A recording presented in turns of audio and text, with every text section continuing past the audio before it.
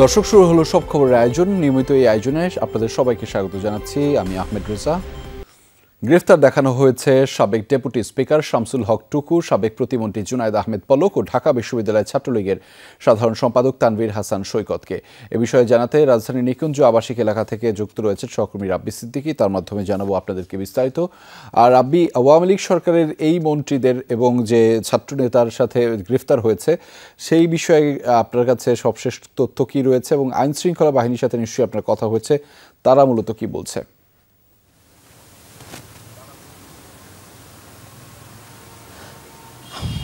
রেজা, আপনি জানেন যে তারা কিন্তু এতদিন পলাতক ছিল এবং তাদেরকে একটু আগে ঢাকা মেট্রোপলিটন পুলিশের পক্ষ থেকে যে গণমাধ্যমকে জানানো হয় যে এই যে তিনজন, একজন ছাত্রলীগের সাধারণ সম্পাদক তানভীর হাসান সৈকত, একজন আওয়ামী লীগের নেতা এবং সেই সাথে আইসিটি প্রতিমন্ত্রী জুনায়েদ আহমেদ পলক, এবং সেই সাথে শামসুল হক টুকু, যিনি এই যে সংসদটি ভেঙে গেছে সেই সংসদে তিনি ডেপুটি স্পিকার ছিলেন। এই তিনজনকেই এই নিকুঞ্জ এলাকা থেকেই সন্ধ্যার পর তাদেরকে একটি বাসা থেকে গ্রেফতার করা হয়। তবে সেই বাসাটি নিকুঞ্জের কত নম্বর রোডে সেটি কিন্তু পরিষ্কার করেনি এখনও, এবং খিলক্ষেত থানা ছিল এই অপারেশনে। আমরা কথা বলেছিলাম তাদের সাথে, তারা বলছেন যে গ্রেফতার আছেন এবং আগামীকাল তাদেরকে আদালতে নেওয়া হবে, রিমান্ড চাওয়া হবে, যেমনটি আজকে হয়েছে যে দুইজন প্রভাবশালী নেতা আওয়ামী লীগের, সেই সাথে মন্ত্রী এবং সেই সঙ্গে উপদেষ্টা, তাদেরকে কিন্তু রিমান্ডে নিয়েছে 10 দিন। তো এই যে তিনজনের মধ্যে বিশেষ করে আইসিটি প্রতিমন্ত্রী জুনায়েদ আহমেদ পলক, তার বিরুদ্ধে কিন্তু একটি তদন্ত চলছিল যে নেট শাটডাউন করার ক্ষেত্রে তদন্ত প্রতিবেদন কিন্তু গতকাল জমা হয়েছে, এবং সেখানে পরিষ্কার আছে যে তার মৌখিক নির্দেশে সারা দেশে নেট বিচ্ছিন্ন করা হয়, এবং যে গল্পগুলো বলা হয়েছিল যে সার্ভার পড়ে গেছে, নানান ধরনের ক্ষতি হয়েছে, সেগুলো মিথ্যে, এবং সেই কারণেই কিন্তু সেটি একটি কারণ। এছাড়া পল্টন থানায় এই যে সহিংসতা, সেই সহিংসতায় তাদের ইন্ধন আছে, সেই থানায় একটি মামলা আছে, সেই মামলায় তাদেরকে গ্রেফতার দেখানো হয়েছে। সবশেষ যে তথ্যটুকু আমরা জানতে পেরেছি যে তারা তিনজন একসাথেই এই নিকুঞ্জের একটি বাসায় তারা আত্মগোপনে ছিলেন, এবং সেখান থেকে খিলক্ষেত থানার টিম এবং সেই সাথে পল্টন থানার টিম যৌথ অভিযানে তাদেরকে কিন্তু গ্রেফতার করা হয়, এবং তাদেরকে আইনি হেফাজতে, পুলিশি হেফাজতে রাখা হয়েছে। কোথায় রাখা হচ্ছে, ডিবি কার্যালয়ে না থানাতে, সেটি এখনও পরিষ্কার না। তবে কিছু সময় গেলেই আমরা হয়তো জানতে পারবো যে এই তিনজনকে কোথায় রাখা হয়েছে। রেজা, সেই খবরের বিস্তারিত আপনার মাধ্যমে জানছিলাম। ধন্যবাদ রাব্বি সিদ্দিকী আমাদের সাথে যুক্ত হবার জন্য। 10 দিন করে রিমান্ডে নেওয়া হলো বিগত আওয়ামী লীগ সরকারের প্রভাবশালী দুই নেতাকে। সন্ধ্যায় আদালতে তোলা হয় সাবেক প্রধানমন্ত্রীর উপদেষ্টা সালমান এফ রহমান এবং সাবেক আইনমন্ত্রী আনিসুল হককে। নিউ মার্কেট থানায় হত্যা মামলায় বিচারক তাদের রিমান্ড মঞ্জুর করেন। এর আগে আদালতে প্রবেশ ও বের হওয়ার সময় উপস্থিত আইনজীবী ও জনতার তোপের মুখে পড়েন তারা। আনিসুল হক সবশেষ সিএমএম আদালতে এসেছিলেন এ বিষয়ক দপ্তরের মন্ত্রী হয়ে। তিনি হয়তো কল্পনাতেও ভাবেননি এভাবে আসতে হবে আদালতে। আসার পরেই তার উপর হবে ডিম নিক্ষেপ। শুধু আনিসুল হক নয়, আসামির বেশের সাথে আরেক প্রভাবশালী ব্যবসায়ী ও এমপি সালমান এফ রহমান। বৈষম্য বিরোধী ছাত্র আন্দোলন চলাকালে রাজধানীর সায়েন্স ল্যাবরেটরি এলাকায় নিহত হন ফুটপাতের ব্যবসায়ী শাহজাহান। নিউ মার্কেট থানায় তার মায়ের করা হত্যা মামলায় মঙ্গলবার গ্রেফতার হন সালমান ও আনিসুল। বুধবার সন্ধ্যা 6:30টার দিকে কঠোর নিরাপত্তার মধ্যে দিয়ে তাদের আদালতে তোলা হয়। এ সময় ক্ষোভে ফেটে পড়েন উপস্থিত আইনজীবীরা। তাদের বিরুদ্ধে বিভিন্ন স্লোগানও দেন, ছুড়ে মারেন বিভিন্ন জিনিস। পরে আদালতের এজলাসে গারদের ভেতরেও ক্ষোভের মুখে পড়েন তারা। তখন পুলিশ সদস্যরা তাদের ঘিরে ছিলেন। জনাকীর্ণ এজলাসে জিজ্ঞাসাবাদের জন্য 10 দিন রিমান্ড চাইলে আদালত তা মঞ্জুর করেন। এ সময় আসামিপক্ষের কোনো আইনজীবী ছিলেন না। বিজ্ঞ আদালত রিমান্ডের দরখাস্ত শুনেন এবং মামলার বাদী সেখানে উপস্থিত ছিল। বাদীর কান্নায়, তার সন্তান হারার কান্নায় সারা আদালতে আইনজীবী এবং সাধারণ মানুষের মধ্যে কান্নার রোল পড়ে যায়।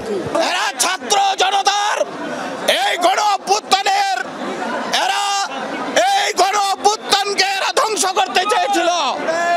এরা দেশের শত্রু, এরা জাতির শত্রু, এরা শিশু কিশোরের রক্তের উপরে দাঁড়িয়ে দেশ শাসন করতে চেয়েছিল।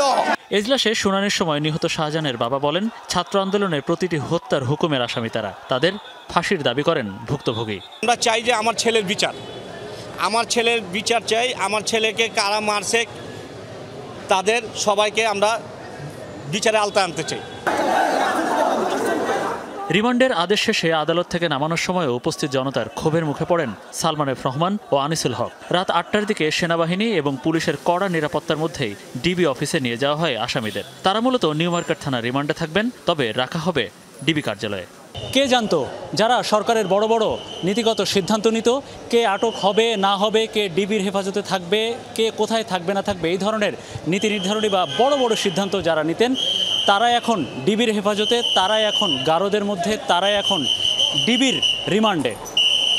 এই আদালত পাড়ায় যারা বিক্ষুব্ধ আইনজীবীরা এসেছেন তারা বলছেন, এই বৈষম্য বিরোধী ছাত্র আন্দোলন যখন শুরু হয়, শুরু থেকে যদি সরকার নমনীয় অবস্থায় থাকতো তাহলে হয়তো এই হেভিওয়েট আসামিদের এই পরিণতি হয় না। মনিরুল ইসলাম, যমুনা নিউজ, ঢাকা। হত্যা মামলার পর শেখ হাসিনার বিরুদ্ধে অপহরণের পর গুম এবং গণহত্যার দায়ে আন্তর্জাতিক অপরাধ ট্রাইব্যুনালে বিচারের অভিযোগ দায়ের হয়েছে। অ্যাডভোকেট সোহেল রানা নিজে বাদী হয়ে অভিযোগ করেছেন, তাকে অপহরণের পরও 6 মাসেরও বেশি গুম করে রাখা হয়েছিল। আর আন্তর্জাতিক অপরাধ ট্রাইব্যুনালের তদন্ত সংস্থায় গণহত্যা ও মানবতা বিরোধী অপরাধের অভিযোগ এনেছেন আন্দোলনে নিহত 9ম শ্রেণীর শিক্ষার্থী আরিফ আহমেদ সিয়ামের বাবা। এছাড়া কাফরুল থানায় শেখ হাসিনা সহ 24 জনের বিরুদ্ধে কলেজ ছাত্র ফয়জুল ইসলাম রাজুকে হত্যার অভিযোগে এফআইআর গ্রহণের নির্দেশ দিয়েছেন আদালত।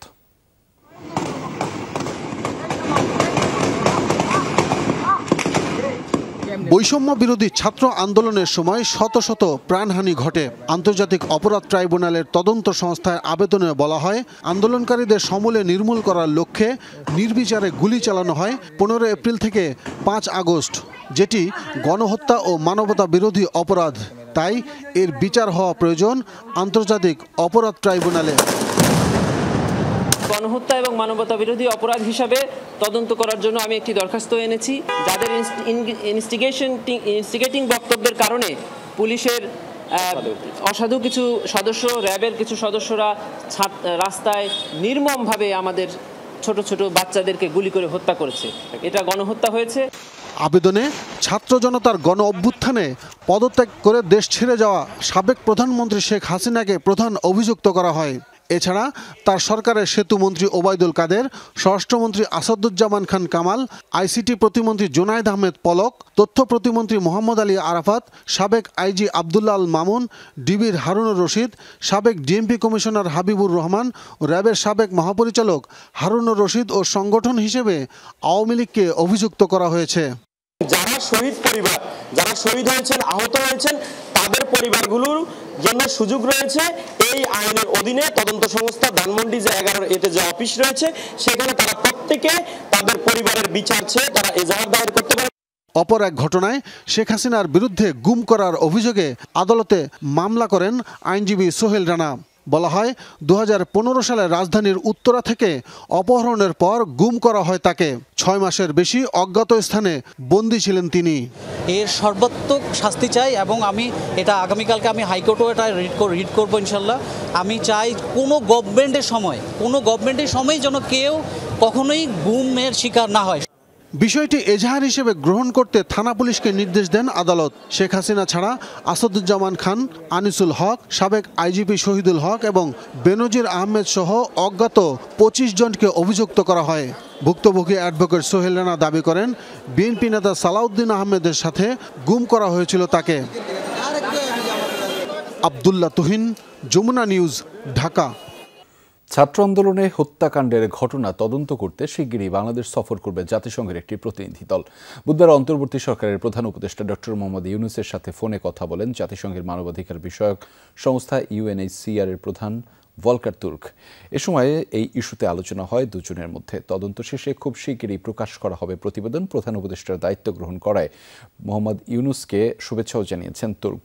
ছাত্র হত্যাকাণ্ডের ঘটনায় জাতিসংঘের তদন্তের এই সিদ্ধান্তকে সাধুবাদ জানিয়েছেন মোহাম্মদ ইউনূস।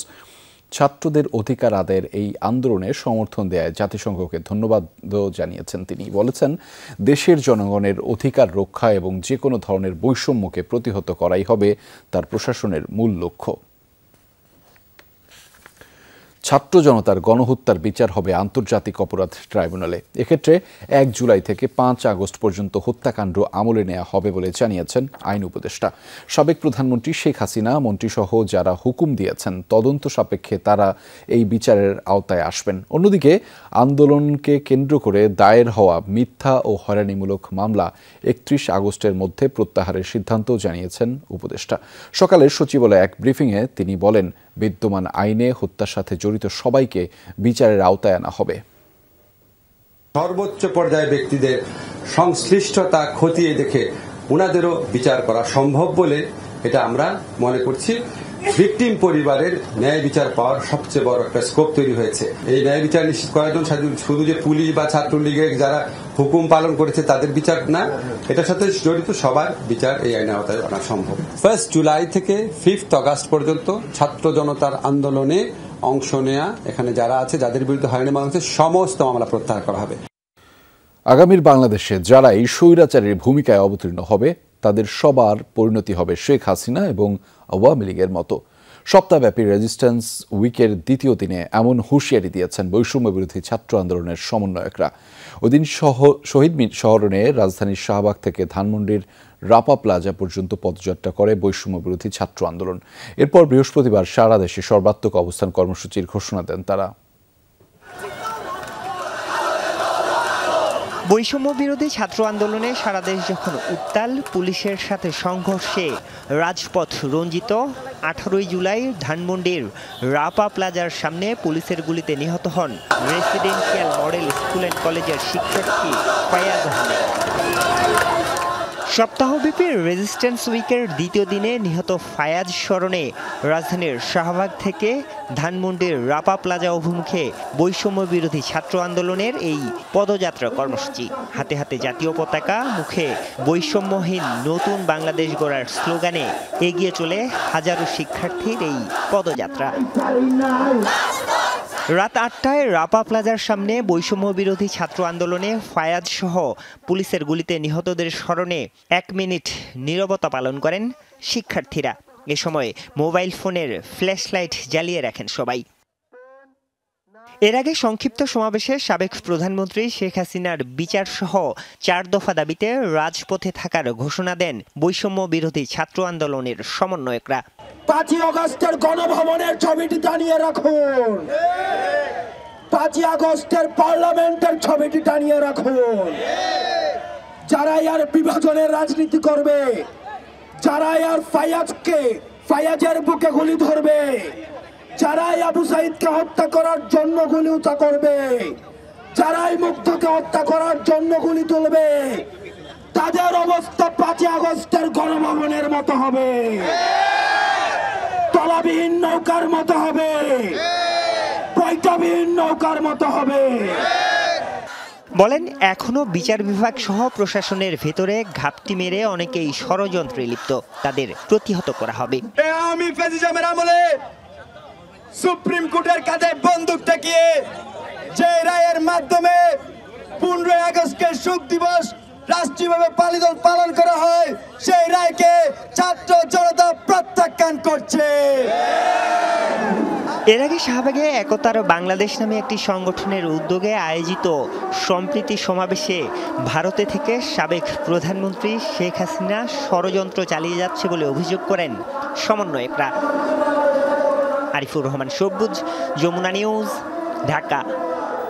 সার্বিক আইনশৃঙ্খলা পরিস্থিতি পর্যবেক্ষণ করতে নোয়াখালীর হাতিয়া উপজেলা পরিদর্শন করেছেন নৌবাহিনী প্রধান অ্যাডমিরাল এম নাজমুল হাসান। বুধবার হাতিয়ার বিভিন্ন প্রতিষ্ঠান ও থানার কার্যক্রম ঘুরে দেখার পাশাপাশি নিরাপত্তায় নিয়োজিত নৌবাহিনী সদস্য, স্থানীয় প্রশাসন ও আইনশৃঙ্খলা বাহিনীর সাথে মতবিনিময় করেন তিনি। বৈষম্যহীন ও সমৃদ্ধ রাষ্ট্র গঠনের প্রত্যেককে নৈতিকতা ও রাষ্ট্রীয় আইনের প্রতি শ্রদ্ধা রেখে নিজ দায়িত্ব পালনের আহ্বান জানিয়েছেন নৌপ্রধান।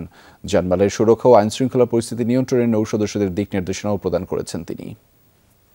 ছাত্র জনতার উপর গুলি চালিয়ে গণহত্যাকারীদের বিচারের দাবিতে নয়াপল্টনে দলের কেন্দ্রীয় কার্যালয়ের সামনে অবস্থান কর্মসূচি পালন করছে বিএনপি। দুদিনের কর্মসূচির প্রথম দিন বুধবার বিকেলে এই কর্মসূচিতে যোগ দেন বিএনপির বিভিন্ন স্তরের নেতাকর্মীরা। নেতাদের অভিযোগ, সাবেক প্রধানমন্ত্রী শেখ হাসিনার নির্দেশে আওয়ামী লীগ নেতাকর্মী ও পুলিশ নির্বিচারে গুলি চালিয়েছে ছাত্র জনতার উপর। গণহত্যার জন্য দায়ী হিসেবে উল্লেখ করে আওয়ামী লীগ ও এর নেতাদের বিচারের দাবি জানিয়েছেন তারা। বলেছেন, আওয়ামী লীগের সঙ্গে কোনো আপোষ নেই।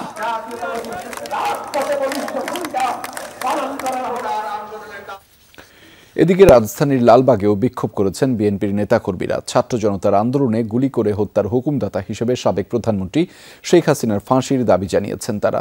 বিক্ষোভ মিছিলটি দুপুরে লালবাগ এলাকার বিভিন্ন গলি প্রদক্ষিণ করে। বিএনপির নির্বাহী কমিটির সহ যুব বিষয়ক সম্পাদক মীর নওয়াজ আলী এতে নেতৃত্ব দেন। এ সময় তারা বলেন, আওয়ামী লীগ সরকারের আমলের সব বিচার বহির্ভূত হত্যার বিচার করতে হবে।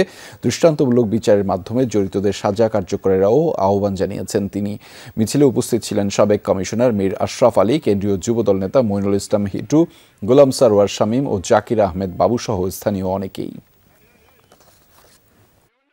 বৈষম্য বিরোধী ছাত্র আন্দোলনে গণহত্যার দায়ে সাবেক প্রধানমন্ত্রী শেখ হাসিনা সহ জড়িতদের বিচারের দাবিতে বিক্ষোভ করেছে ইসলামী আন্দোলন বাংলাদেশ। বিকেলে বায়তুল মোকাররম এলাকায় এই বিক্ষোভ মিছিল করে দলটি। এ সময় দলের নেতারা বলেন, শিক্ষার্থী জনতার আন্দোলনে নির্বিচারে গুলি চালিয়েছে প্রশাসন। সাবেক প্রধানমন্ত্রী শেখ হাসিনার নির্দেশে এই গণহত্যা চালানো হয় বলে অভিযোগ করেছেন তারা। বলেছেন, আওয়ামী লীগ সরকারের এই হত্যাযজ্ঞ ক্ষমার অযোগ্য। অগ্নিসংযোগ ও হামলায় ক্ষতিগ্রস্ত মেহেরপুরের ইসকন মন্দির পরিদর্শন করেছে বেসরকারি একটি সংগঠনের পর্যবেক্ষক দল। বুধবার দুপুরে মন্দিরটি পরিদর্শন করেন এসভান্টেক্স এশিয়া লিমিটেডের একটি দল। ইসকন মন্দিরের পরিচালক সুমোহন মুকুন্দ দাস ব্রহ্মচারী ক্ষতিগ্রস্ত মন্দিরটি তাদের ঘুরিয়ে দেখান। এ সময় মন্দিরের স্বাভাবিক কার্যক্রম ফিরিয়ে আনতে আর্থিক সহায়তা দেওয়া হয়। পর্যবেক্ষক দল বলে, দেশে অরাজকতা সৃষ্টি করতে দুর্বৃত্তরা এ ধরনের কর্মকাণ্ড ঘটিয়েছে। মুসলমান ভাইদের যারা, তাদেরকে বলবো যে আপনারা আসেন, আমাদেরই ভাই, আমাদেরই পরিবার, তাদেরকে আমাদেরই দায়িত্ব, এটা কোনো হেল্প না বা এটা কোনো সহযোগিতা বলবো না। দর্শক, এই ছিল আজকের সব খবরের আয়োজনে। এতক্ষণ সাথে থাকার জন্য সবাইকে ধন্যবাদ।